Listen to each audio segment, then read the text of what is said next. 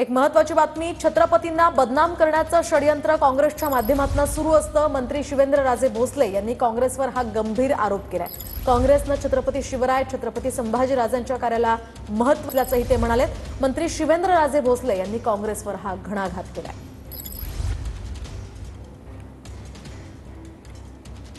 छत्रपती शिवाजी महाराजांच्या जिथं जिथं पाऊल खुणा उठल्या त्या ह्याला जेवढं महत्व दिलं तेवढं काँग्रेसच्या राजवटीमध्ये कधी झालं नाही हे आम्ही बघितले।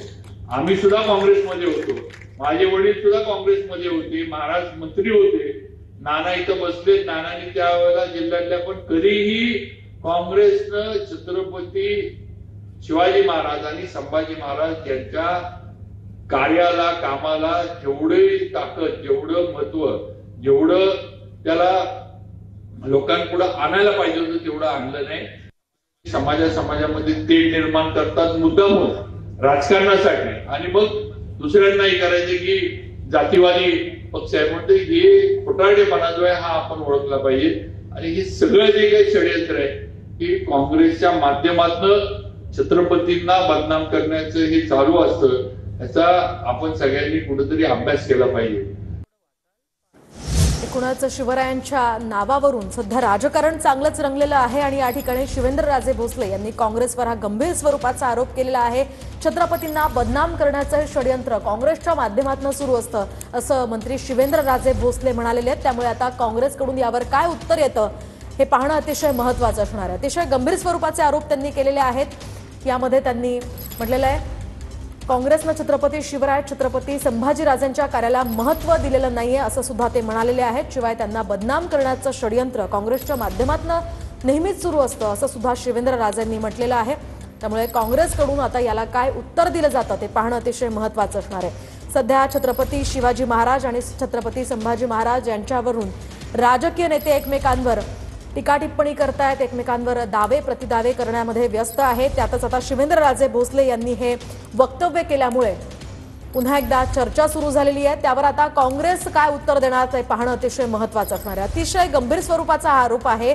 खरं तर छत्रपती शिवाजी महाराज हे प्रत्येकाच्या जिव्हाळ्याचा विषय आहे आणि त्यामध्ये शिवेंद्रराजे भोसले यांनी हे वक्तव्य केल्यानंतर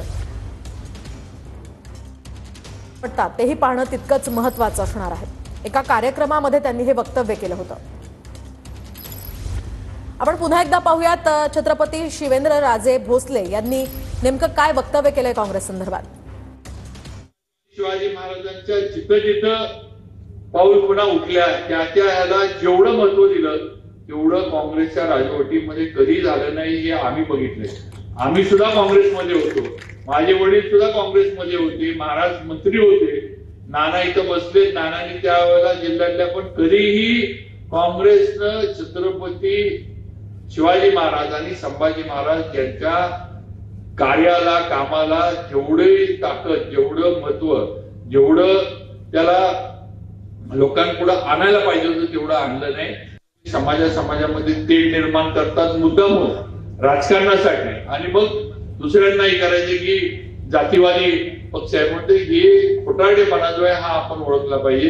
आणि हे सगळं जे काही षडयंत्र आहे की काँग्रेसच्या माध्यमातून छत्रपतींना बदनाम करण्याचं हे चालू असतं, याचा आपण सगळ्यांनी कुठेतरी अभ्यास केला पाहिजे।